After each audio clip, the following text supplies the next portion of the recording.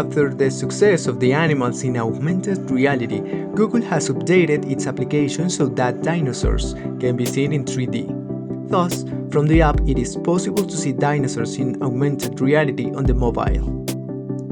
Specifically, it is possible to see 10 of these prehistoric animals, all of them belonging to the Jurassic Park saga.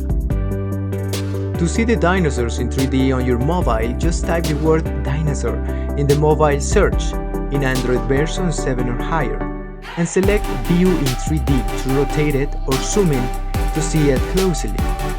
In addition, it is possible to place it in any space using augmented reality and adjust its size to see how large it would be in relation to the environment.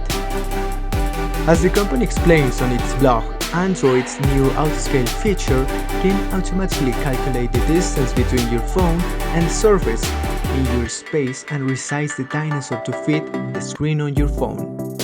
Thus, by selecting See Actual Size, the augmented reality sensing technology automatically repositions the dinosaur in your space to fit in the room. In addition, if the volume of Android devices is raised, the sound of their footsteps or their roar can be heard. The models of all of them have been extracted from the game Jurassic World Alive.